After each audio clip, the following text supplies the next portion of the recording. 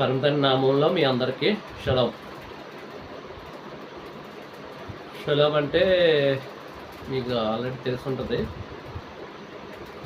అని నేను షలోం ఎందుకు చెప్తున్నాను కూడా అది మీకు చెప్పాలి కదా. షలోం అంటే మన పత్రికలు రాసినప్పుడు మొదటిసారిగా ఎవరైనా ముందు శుభములన్నీ చెప్పి స్టార్ట్ చేస్తారు పత్రికల్లో. కొత్త నిబంధనలు శుభం అంటే షలోం, హీబ్రూలో షలోం, తెలుగులో శుభములు. మీనింగ్ తెలుగులో మీనింగ్ శుభము, హీబ్రూలో అయితే షలోం. అది నేను షలోం కారణం. ఓకే, నెక్స్ట్ మీకు నామాల విషయంలో నేను నామాలు దోషణకరమైన నామాలు ఏంటన్నది చెప్తానన్నాను. కానీ ప్రస్తుతానికి ఎందుకో మరి అది నాకు అవ్వలేదు. 2 times చేశాను కానీ నాకు చెప్పడానికి అవ్వలేదు, మరి ఎందుకో తెలీదు. ఓకే, దానికి ఏదో టైం ఉంటుంది, ఆ టైంలో నేను చెప్తాను. నెక్స్ట్ ఇంకో విషయం ఏంటంటే సంఘాల కోసం మాట్లాడుతున్నాను నేను చెప్పాను కదా. 7 సంఘాలు కోసం ఎవరు ఏ సంఘంలో ఉన్నారో అని చూసుకోమని కూడా అన్నాను. సో మీకు సంఘాల కోసం మాట్లాడాలనుకుంటున్నాను, ముందుగా చెప్పాను కాబట్టి. ఓకే, ప్రకటన గ్రంథంలోనే 7 సంఘాలు రాయబడ్డాయి. 7 సంఘాల కోసం రాయబడ్డాయి. ముఖ్యంగా ఇప్పుడు ప్రజెంట్ ప్రపంచంలోని కొన్ని వేల సంఘాలు, కొన్ని లక్షల సంఘాలు ఉన్నాయో నాకు తెలియదు. వేలు ఉన్నాయో లక్షలు ఉన్నాయో తెలియదు. అయితే మాత్రం చాలా సంఘాలు ఉన్నాయి ప్రపంచం మొత్తం మీద. కానీ పరమతండ్రి చూపించేది మాత్రం 7 సంఘాలే చూపిస్తున్నారు. ఆ 7 సంఘాలు అప్పట్లో అపోస్తలులు ఏర్పాటు చేశారు. ఆ 7 సంఘాలనే వధువు సంఘాలు అంటారు. సో వధువు సంఘం 7 కాదు కాబట్టి, ఒకటే కాబట్టి. కానీ ఆ 7 సంఘాల్లో వధువు సంఘం రాబోయే ఆయన ఆ వధువులోకి తీసుకుంటారు ఆ 7 సంఘాల్లోంచే. సో అందువల్ల మనం 7 సంఘాల్లో ఎక్కడ ఉన్నాం అన్నది మనం చూసుకోవాల్సిన బాధ్యత ఉంది.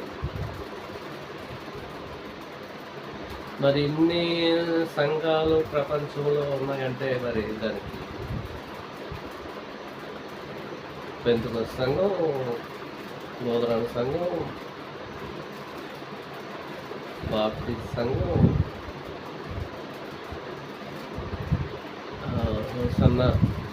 ఇంకా సన్నిధి ఏవో ఉన్నాయి. కొన్ని లక్షలో వేలో ఉన్నాయి. ఎందుకు అన్ని సంఘాలు ఎందుకు ఏర్పడ్డాయి? అవి ఆ సంఘాలన్నీ మనుషుల చేత ఏర్పరచబడినవి. ఆ సంఘాలన్నీ ఎవరో ఒక వ్యక్తి ద్వారా, ఒక మనిషి ద్వారా ఏర్పరచబడినవి. అవి ఆయన లెక్కలోకి తీసుకోరు. మనుషులతో ఏర్పరచబడినవి ఏవి లెక్కలో తీసుకోరు. ఈ 7 సంఘాలే ఆయన కౌంట్. అది అపోస్తుల ద్వారా ఎంపిక చేయించారు. అపోస్తులు కూడా కాదు, ఆ 7 సంఘాలకే 7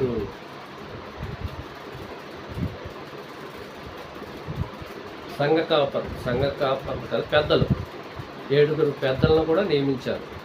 అది పరమతండ్రే.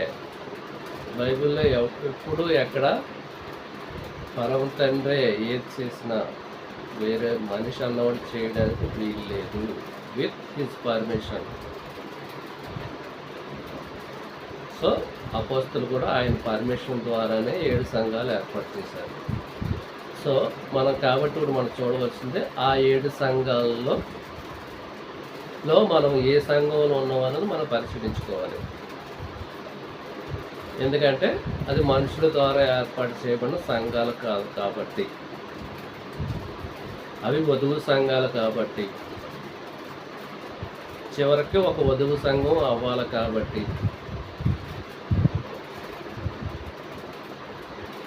ఆ వధువు సంఘం అన్నది ఆ 7 సంఘాల్లోంచి రాబోయే ఆయన యెషోవా గారు కాదు, దావీదు వేర్చిగురు, చేతి సహాయం లేకుండా తీయబడిన రాయి. ఇంకా యెషయా మొద్దు నుండి చిగురు పుట్టును. ఇంకా ఉన్నాయి. ఆయన తీసుకుంటారు. ఆయనే వధువుకి శిరస్సు, ఆయనే వధువు. ఆయనలోనే ప్రవేశించాలి. ఆయనలో ప్రవేశిస్తేనే మనం పెళ్ళి కుమారుడితో మనల్ని అంగీకరిస్తారు. వధువు ఎలా ఉండాలి? డాగు మచ్చ కళంకం లేనిదై ఉండాలి. ఆయన చూసుకుంటారు వచ్చి వధువు ఎలా ఉన్నదో. వధువు బాగుంటేనే ఆయన తీసుకుంటారు.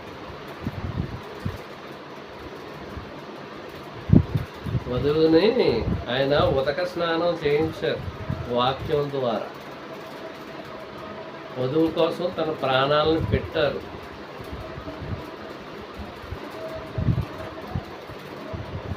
సో ఎందుకు అంత ప్రాణాలు పెట్టవలసి వచ్చింది? వధువు ఆయన బ్రైడ్, ఆయన భార్య డాగు మచ్చ కళంకం లేనిదై ఉండాలి. కాబట్టి వాళ్ళ పాపాల నిమిత్తం ఆయన రక్తాన్ని అర్పించి కొన్నారు, మనల్ని కొనుక్కున్నారు, వధువు సంఘాన్ని కొనుక్కుంటున్నారు. సో అందరికీ ఆయన ఉచితమైన కృప ద్వారా రక్షణ అనుగ్రహించారు. ఇప్పుడు ఏమి ఉండాలి? మనకి డాగు మచ్చ కళంకం లేకుండా ఎలా ఉండాలన్నది వాక్యంలో ఉదక స్నానం చేస్తే అవి ఏమీ లేకుండా అవుతాయి అన్నమాట. ఓకే, ఇప్పుడు టాపిక్ ఏంటంటే 7 సంఘాలు. 7 సంఘాల్లో మనం ఎక్కడ ఉన్నాం? నేనైతే ఇప్పటి వరకు చాలా సంఘాల నుంచి వచ్చాను. మనుషులు పెట్టిన సంఘాలు, చాలా సంఘాలలో నేను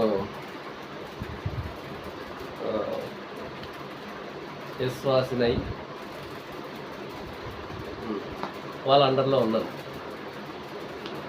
అది క్రిస్టియానిటీ అవని, అది జుడాయిజం అని, అది మెస్సానిక్ జుడాయిజం అని, ఎవరైనా సరే ఒకటే సంఘం అంటే.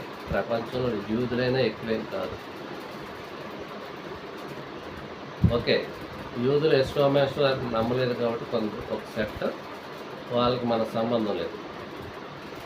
యెషోవా మెస్సానిక్ జ్యూస్ ఉన్నారు, వాళ్ళకి కూడా ఈ సంఘాలు వర్తిస్తాయి. యెషోవా అంగీకరించిన వాళ్ళ సంగతి నాకు తెలియదు. ప్రపంచంలో మొత్తం అందరూ ఎవరైతే యెషోవా అంగీకరించారో, మీన్స్ యేసుక్రీస్తుని అంగీకరించారో వాళ్ళందరికీ ఇవ్వబడిన సంఘాలు. ఓకే, మొట్టమొదటి సంఘం ఎఫెసీ సంఘం. ప్రకటనల గ్రంథం 2వ అధ్యాయం 1 నుంచి 7 వచనాలు అనుకుంటే నేను చదువుతాను, ఒకసారి వినండి. ఒకసారి పూర్తిగా చదివేస్తాను, వినండి.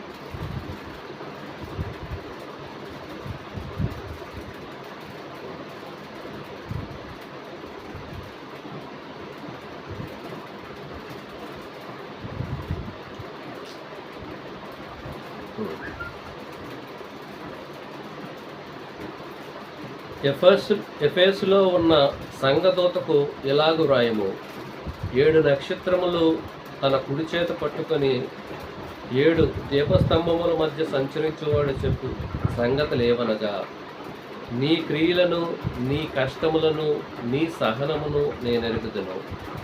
నీవు దుష్టులను సహింపలేవనియు, అపోస్తులు కాకయే అపోస్తులమని చెప్పుకొని వారిని పరీక్షించి వారు అబద్ధికులని నీవు కనుగొంటువనియు నీవు సహనము కలిగి నా నామము నిమిత్తం భారము భరించి అలయలేదని నేను ఎరుగుదును. ఆయనను మొదట నీకుండిన ప్రేమను నీవు వదలుతువని నేను నీ మీద తప్పు ఒకటి మోపవలసి ఉన్నది.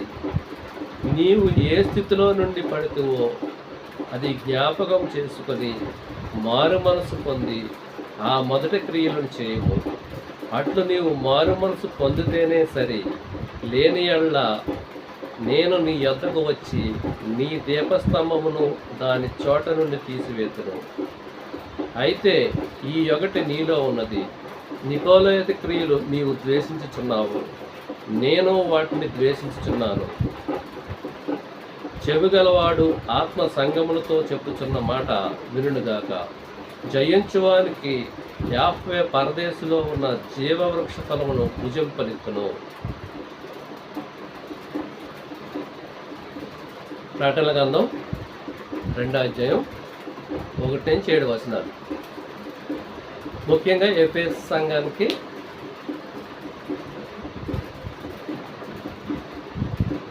ఏడు క్వాలిటీస్, మంచి గుడ్ క్వాలిటీస్ 7 చెప్పారు.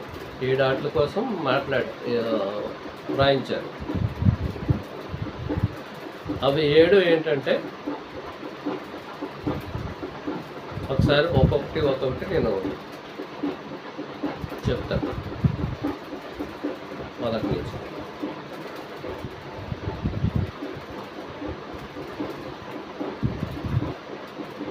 నీ క్రియలను 1, నీ కష్టమును 2, నీ సహనమును 3, నీవు దుష్టులను సహింపలేవనియు అపోస్తులు కాకే తాము అపోస్తులమని చెప్పుకొని వారిని పరీక్షించి వారు అబద్ధికులని నీవు కనుగొంటివి. ఇక్కడికి 5, నీవు సహనం కలిగి నా నిమిత్తము భారం భరించి అలయలేదని నేను ఎరుగుదును. ఇక్కడికి 6,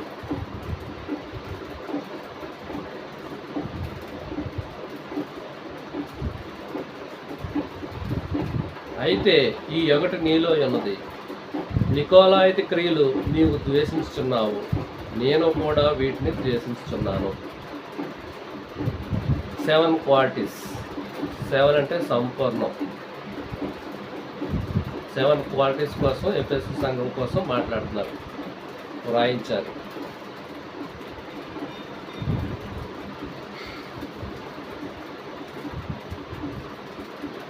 ఒక్కొక్కటి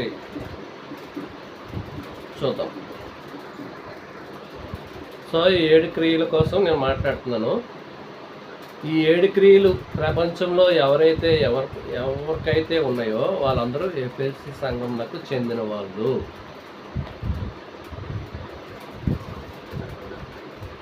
వాళ్ళు ఎఫెసు సంఘంలోకి వస్తారు. నేనైతే చదువుకున్నాను, నా సంఘం ఎఫెసు సంఘం. మా సంఘం నాతో పాటు ఇంకా 10 మంది ఉన్నారు. వాళ్ళతో కలిపి మా సంఘం ఎఫెసు సంఘం.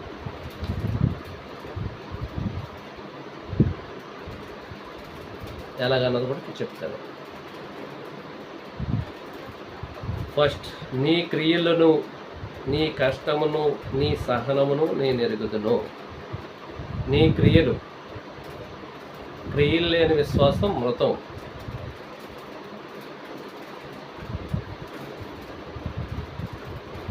క్రియలు లేని విశ్వాసం మృతం.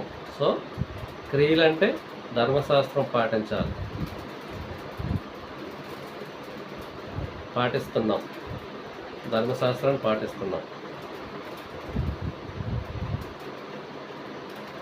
నెక్స్ట్, నీ సహనం నేను ఎరుగుదును.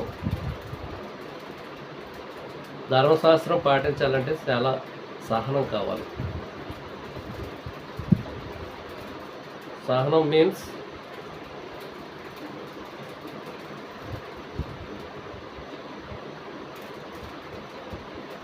ధర్మశాస్త్రంలో 613 ఆజ్ఞలు ఉన్నాయి.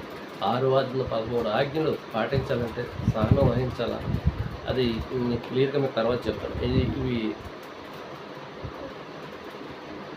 సహనం అంటే బోల్డ్ ఎగ్జాంపుల్ చెప్పచ్చు, మళ్ళీ పర్సనల్గా ఉంటాయి, వార్తగా చెప్తాను నేను. ముఖ్యంగా దీంట్లో 2 విషయాలు మేము క్లియర్గా చెప్తాను. ఇవి జనరల్గా మీకు అందరికీ తెలిసిన విషయాలు. ఇవి క్రియలు అంటే ధర్మశాస్త్రం. కష్టము, నీ కష్టము, కష్టం అంటే తెలుసు కదా, నీ సహనం, నీ ఎదుగుదనం, ఈ 3 కామనే, అందరికీ అర్థమయ్యేదే. నెక్స్ట్ 4వది, నీవు దుష్టులను సహింపలేవు. అంటే దాని అర్థం ఏంటంటే నీతిని ప్రేమించి దుర్నీతిని ద్వేషించాలి. నువ్వు ద్వేషిస్తావు, నువ్వు సహింపలేవు, నువ్వు నీతిని ప్రేమిస్తున్నావు కాబట్టి దుష్టులను సహింపలేవు, దాని అర్థం. 4. 5, అపోస్తులు కాకయే, ఇది క్లియర్గా వినండి, అపోస్తులు కాకయే ప్రపంచంలోని మొత్తం పాస్టర్లు కానీ రబ్బీలు కానీ ఎవరైనా దీనికోసం మాట్లాడలేదు. ఎవరో కొంతమంది 10%. అపోస్తులు కాకయే తాము అపోస్తులమని చెప్పుకొని వారిని పరీక్షించి వారు అబద్ధకులని నీవు కనుగొంటివి.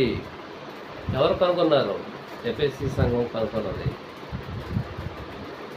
ఎఫెసీ సంఘం చేసే ఫైట్ కూడా అదే, ఇప్పుడు నేను చేసే ఫైట్ కూడా అదే. అపోస్తులని చెప్పుకుంటున్నారు, అపోస్తులు బోధ అంటున్నారు, కానీ అపోస్తులు బోధ ఎవ్వరూ చేయట్లేదు ప్రపంచంలో. అపోస్తులు చేసినట్టు బోధ ఎవ్వరూ ప్రపంచంలో చేయట్లేదు. అంత దుర్బోధ, బైబిల్కి వ్యతిరేకమైన బోధ, 100% దుర్బోధ. నాకు కొద్దిగా ప్రొనౌన్సియేషన్ మాట్లాడలేను, అది రీసెంట్గా అర్థమైంది మాట్లాడిన తర్వాత, దయచేసి అర్థం చేసుకోగలను. కొన్ని వర్డ్స్ ఓకే.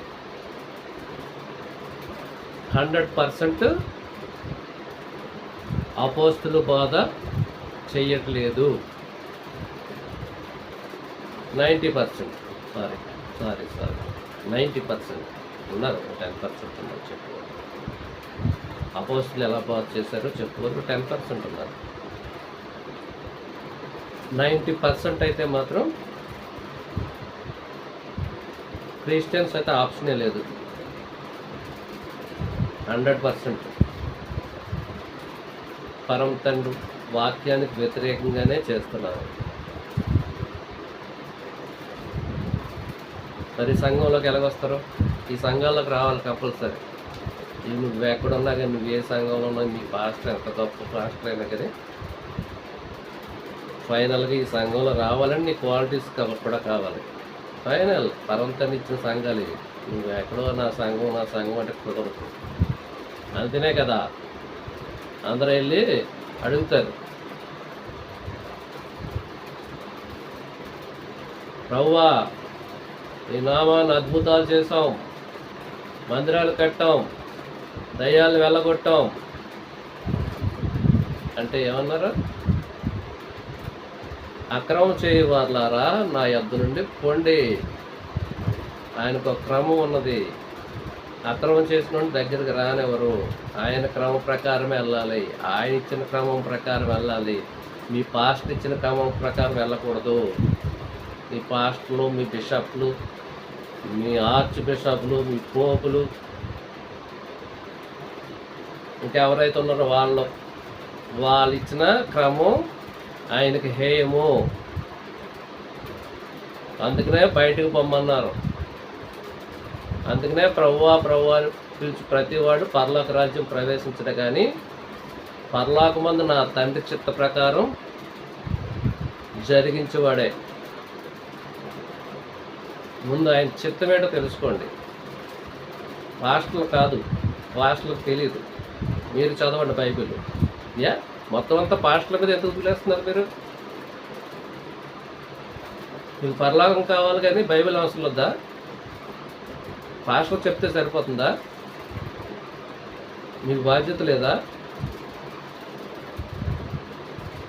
పరమ తండ్రి ఫస్ట్ ప్రిఫరెన్స్, ఫస్ట్ ఆజ్ఞ ఆయనకే ఇవ్వాలి. ఆయనే చెప్పారు. ఫస్ట్ కమాండ్మెంట్ అది, ఫస్ట్ ఆజ్ఞ. నీ 24 అవర్స్లో 24 అవర్స్ ఇవ్వాలి. నువ్వు చేసుకో, నువ్వు ఏ పనులు చేసుకుంటావు, ఎలా చేసుకుంటావు చేసుకో. ఆయనకు అనవసరం అది. నువ్వు ఆయన ధ్యానిస్తూనే నువ్వు పని చేసుకో.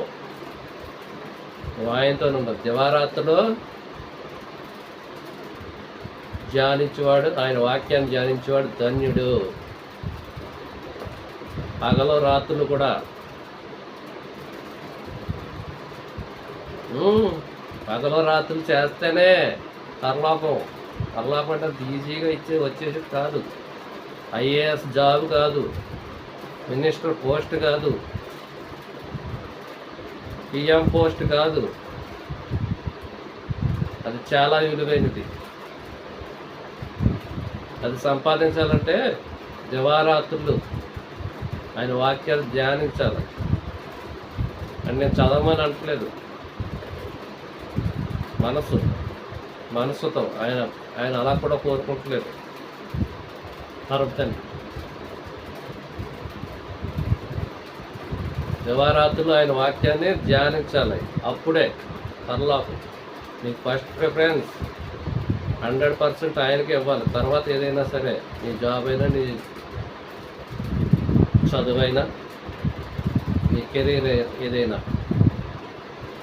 ఆయనకు అనవసరం. అయింది పరలోకం కావాలంటే నీ కెరీర్ వదిలే, నీ జాబ్ వదిలే. అలాగని 7 దినాలు 6 దినాలు నువ్వు కష్టపడి పని చేయాలి. నువ్వు ఏ జాబ్ చేసినా, ఏ పని చేసినా. అది కమాండ్మెంట్. మళ్ళీ వదిలేయమంటే అది వదిలేయమని కాదు. అక్కడ కమాండ్మెంట్ వచ్చేస్తుంది. మళ్ళీ 6 దినాలు నువ్వు కష్టపడి పని చేయవలసిందే.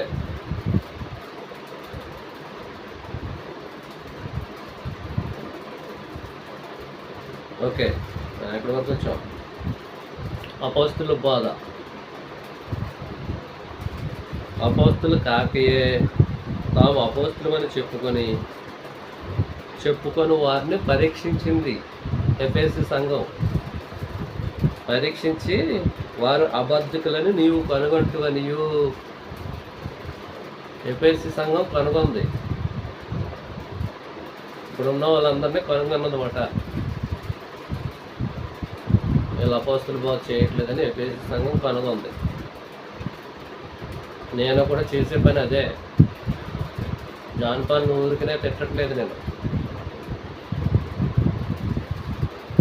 నా తండ్రి మన తండ్రి వాక్యాన్ని దుర్బోధ చేస్తున్నాడు ఆయన. దుర్బోధకుడు అనడానికి కారణం ఏం లేదు. అది పర్సనల్ గ్లడ్జ్ కాదు. అతని వల్ల కొన్ని వేల మందో లక్షల మందో పరమ తండ్రికి దూరం అవుతున్నారు. బోధ నీతిమంతుడు ఒకడు లేడు. ఆయనే చెప్తారు. నువ్వు నీతిమంతుడు కాదు కదా, ఎందుకు బోధిస్తున్నావు? నీకు ఎవరిచ్చారు పర్మిషన్? నీతిమంతుడు కదా, నువ్వే చెప్తున్నావు. ఎందుకు నువ్వు ప్రొఫెషనల్గా చేస్తున్నావు? అది నీ జీవనాధారంగా చేస్తున్నావు. నీకు చెప్పారు అలాగని ఎవరన్నానే? మన బైబిల్లో ఎక్కడైనా చెప్పింది తప్ప అలాగే నువ్వు చేయమని చూపించు. ఒక్క రెఫరెన్స్ చూపించండి. బైబిల్లో ఒక్క రెఫరెన్స్ చూపించండి. నన్ను బోధించమని చెప్పారని. మరి నన్ను కాదు, మీ అందరినీ, బోధకులందరినీ బోధించుకొని ఎవరికైనా పర్మిషన్ ఇచ్చారని చెప్పండి. ఫుల్ టైం అంటే దాని మీద బేస్ అయిపోయి దాని మీద జీవనాధారం పడి జీవనాధారం దాని మీద ఉంచుకొని ఫుల్ టైం బోధించుకొని ఎక్కడ చెప్పారు, మీకు జీతాలు ఎక్కడిచ్చారు, ఒక్క చిన్న రిఫరెన్స్ మొత్తం బైబిల్ మొత్తం ఆది కాండం నుంచి ప్రకటన గ్రంథం వరకు ఒక చిన్న రిఫరెన్స్ చూపించండి. నేను చాలా చూపిస్తాను, మీరు చెప్పకూడదని. ఇదే చెప్తుంది ఇక్కడ, దీంట్లోనే చెప్తున్నాను కదా, దీంట్లోనే చెప్తున్నాను కదా. నువ్వు నీతిమంతుడు కాదని ఆయన చెప్తున్నారు, నువ్వు ఒప్పుకుంటున్నావు, మరి నువ్వెందుకు బోధించాలి? నీతిమంతుడు కన్నప్పుడు నువ్వు ఎదుటోడికి ఎలా నువ్వు బోధిస్తావు? ఆడు నీతిమంతుడు ఎలాగవుతాడు? ఎదుటోడు నీ విశ్వాసులు నీతిమంతులు ఎలాగవుతారు నువ్వు నీతిమంతుడు కానప్పుడు? నాలో పాపం లేదని ఎవరైనా చెప్పుకుంటే వాడు అబద్ధికుడు. ఆయన వాక్యాన్ని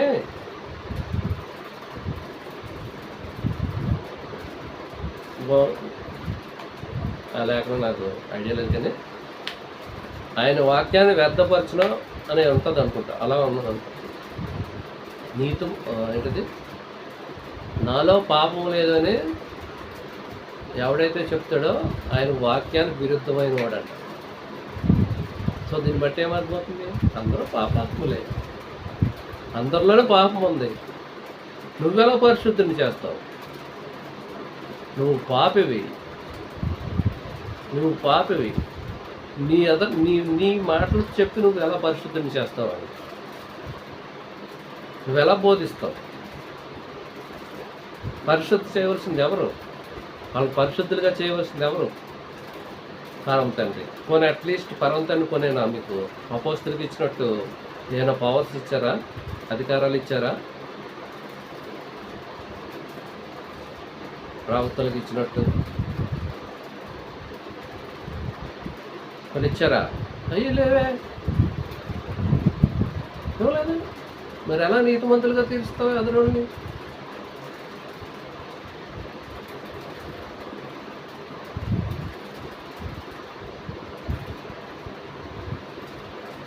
పాపం లేదని ఎలా ఎలాగా పాపం లేకుండా చేస్తావు? వాళ్ళని పరిశుద్ధులకి ఎలా చేస్తావు? లేఖనమే క్లియర్గా చెప్తుంది, బైబిల్లో క్లియర్గా చెప్తుంది నీతిమంతుడు అప్పుడు లేదు. మనమే ఒప్పుకున్నాం కదా, మీరు ఒప్పుకున్నారు కదా, మీరే ఒప్పుకుని 10-100 సార్లు చెప్తారు ఆ వాక్యం. మరి సిగ్గేయట్లేదా? ఆ వాక్యం చెప్పి అదనోడు బోధించడం సిగ్గేయట్లేదా? సిగ్గుపడాలి కదా. నేనే నీతిమంతుని కదా నీకెలా చెప్తాను, సిగ్గేయట్లేదా? సిగ్గు లేదా? నీకు బోధించడానికి అర్హత ఎవరు? అర్హత ఏది నీకు? ఎవరిచ్చారు?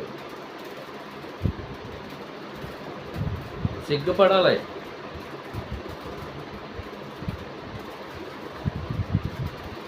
ప్రసంగాలు చేసేయడం కాదు. నువ్వు నీతిమంతుడు కాదు, నువ్వే ఒప్పుకుంటున్నావు. నిన్నెవరు బోధించుకున్నారు? అయితే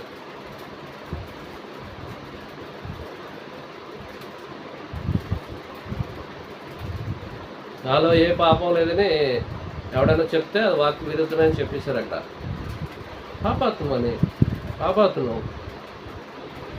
అలా అట్టప్పుడు ఎదురైన పరిశుద్ధుడికి ఎలా తీర్చగలవు? నువ్వు బాధ్యత తీసుకొని ఎలా తీసుకుంటావు? బాధ్యత ఎవరిచ్చారు నీకు? బాధ్యత ఎవరు ఇచ్చారు నీకు? బాధ్యత ఎవరైనా ఇచ్చారు నీకు బాధ్యత?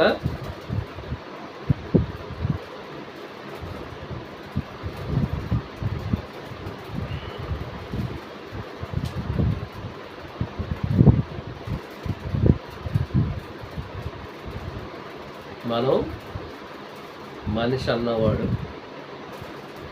ఎవరు నీతిమంతులు కాదు. నీతిమంతుడు ఒకడు లేడు. ఆయన నీతిమంతులుగా తీర్చిదిద్దడానికి మనకి యాజ్ఞలు కట్టడలు అంటే దాని పాలై ఈ సంఘం వాటిని పాలై మనం ట్రై చేసినప్పుడు ఫైనల్గా ఆ వధువు సంఘం ఎవరైతే ఉన్నారో ఆయన నువ్వు నీతిమంతుడు ఒకవేళ కాకపోయినా ఆయన కృపను బట్టి నీతిమంతుడిగా తీర్చిదిద్ది అప్పుడు నిన్ను అక్కడ పెడతాడు.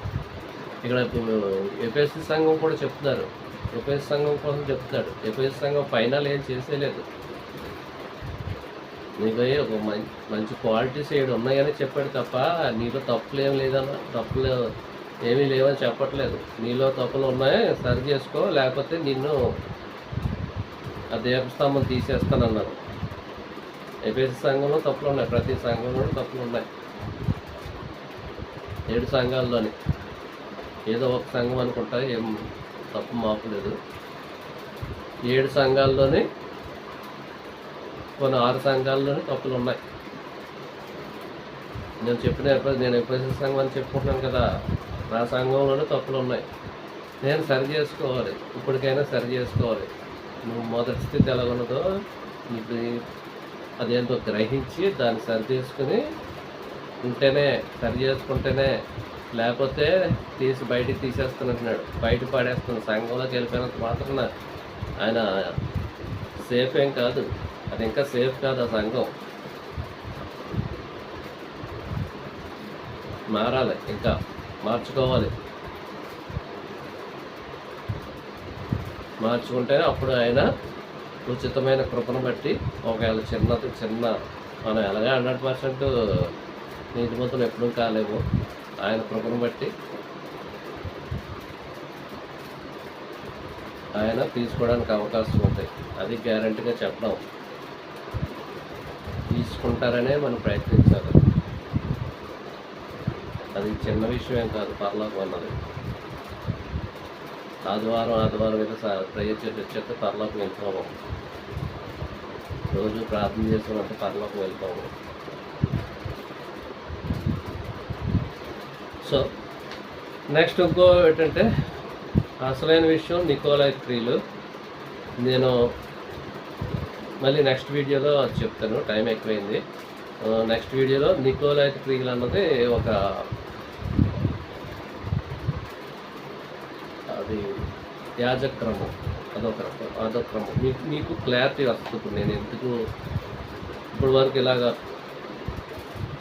పాపంగా మాట్లాడవలసి వచ్చిందో దానికి క్లారిటీ ఆ నికోలాయి క్రియల కోసం చెప్పినప్పుడు మీకు అర్థమవుతుంది. మనం ఏ స్థితిలో ఉన్నామో పాస్టర్లు అందరినీ అన్నాను కదా, ప్రపంచంలో ఉన్న ఏ పాస్టర్ పరలోక రాజ్యం ప్రవేశించినాడు. దానికి నేను నెక్స్ట్ మాట్లాడే వీడియో మీకు క్లారిటీ ఇస్తుంది.